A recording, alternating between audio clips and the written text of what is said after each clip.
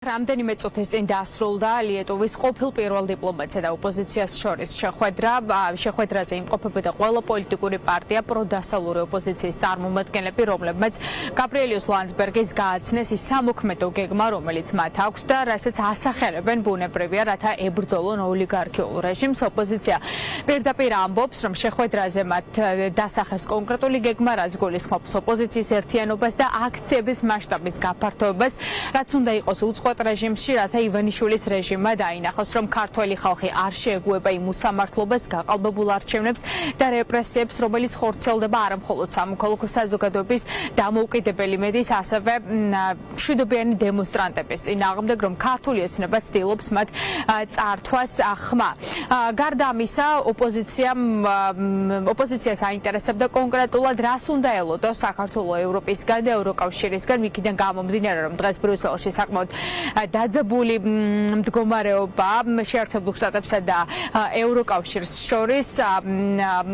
ოპოზიციას იმედი აქვს, რომ ევროკავშირის მხრიდან სანქციების პოლიტიკა აუცილებლად გაგრძელდება ისე როგორც ეს მოხდა ბალტიის სამი ქვეყნის შემთხვევაში, რომლებმაც რამდენიმე კვირის წინ სანქციების ახალი პაკეტი გამოსცეს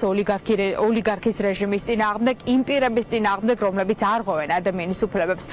საქართველოში და იმედოვნებენ, რომ ბალტიის ქვეყნების შემდეგ ევროკავშირის სხვა წევრი სახელმწიფოებიც მიიღებენ მსგავს გადაწყვეტილებას. ისინი ამბობენ, რომ აუცილებელია ევროპის თითოეულმა სახელმწიფომ გაიზიაროს ეს პოზიცია და უნგრეთის და სლოვაკეთის პრორუსული პოლიტიკის გამო არ უნდა დაიბლოკოს ევროკავშირის მხრიდან სანქციები. შესაბამისად, ოპოზიცია იმედიანად გამოიყურება და ელოდებიან ბრიუსელისგან დამატებით პოზიციებს. ისინი ამბობენ, რომ თუ ევროპა დროულად არ იმოქმედებს, არ არის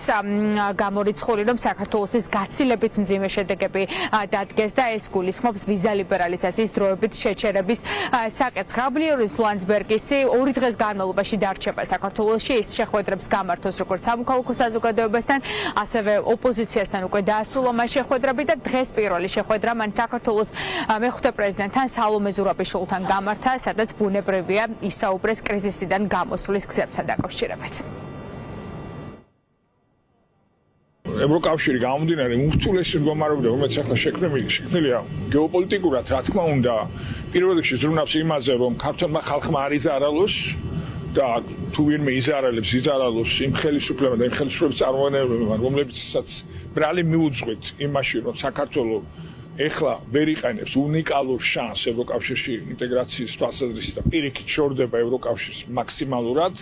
ეს არის ქართული ოცნების მიზანდასახული მოქმედებების შედეგად, რა თქმა უნდა,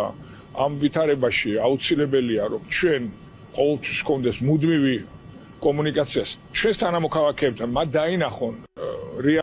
რეალობა არის ის, რომ ევროკავშირს სურს ქართული ხალხი იხილოს ევროკავშირში. ჭირდება პროტესტის გაფართოება, ჭირდება მეტი კონსოლიდაცია, სხვადასხვა მოთამაშეებს, მათ შორის პოლიტიკურ მოთამაშეებს, მაგრამ არა მხოლოდ პოლიტიკურ მოთამაშეებს შორის უკეთესი კოორდინაცია, რაზეც სალომე ზურაბიშვილიც ისაუბრა, ეგ ცალსახად გასაკეთებელია და გარედან გვჭირდება დახმარება ბევრი სხვადასხვა მიმართულებით, ოღონდ ისე კი არა, როცა ქვეყანაში რესურსი აღარ იქნება ბრძოლის და მე გააკეთებენ რაღაცებს ეხლა. სანქციების გარდა ის, რომ აიძულოს ივანიშვილის რეჟიმი წავიდეს დათმობებზე, არის ერთადერთი ბერკეტი, ეს არის სანქციები, პირადი ფინანსები ივანიშვილის, რომელიც არის მისთვის უმთავრესი და ამას ყველა ინტერვიუში ამბობს. ამიტომ ივანიშვილის მომხრე ბიზნესები, პროპაგანდისტული არხები, რომლებიც არიან მაგალითად ბრიტანეთში დარეგისტრირებული და ის ბიზნესები, რომელიც ასევე ივანიშვილს აქვს ბრიტანეთში, ანუ ეს სანქციები მათ ივანიშვილის რეჟიმს შეასუსტებს. ლიეტუვის ყოფილი საგარეო საქმეთა მინისტრი საქართველოში ჩამოვიდა კონკრეტული მესიჯით, რომ ბრიუსელი არ შეეგუება იმას, რაც ახლა საქართველოში ხდება, არ შეეგუება ადამიანების წინააღმდეგ განხორციელებულ ძალადობას, დემოკრატიულ უკუსლას, რადგან საქართველოს ადგილი დღეს არის ევროპაში და მოუწოდებს ქართულ ხალხს გაბრიელიუს ლანდსბერგისი, რომ არ დანებდნენ, უნდა იყოს მუდმივი საპროტესტო აქციები და ქართულმა ხალხმა უნდა მიაღწიოს ახალ არჩევნებს, დემოკრატიულ არჩევნებს, რომელთაც ისინი შეძლებენ ქვეყანაში მოიყვანონ ის ხელისუფლება, რომელიც იქნება ხალხის მიერ არჩეული და არა გაყალბებული არჩევნების გზით ქვეყანას არ უნდა ყავდეს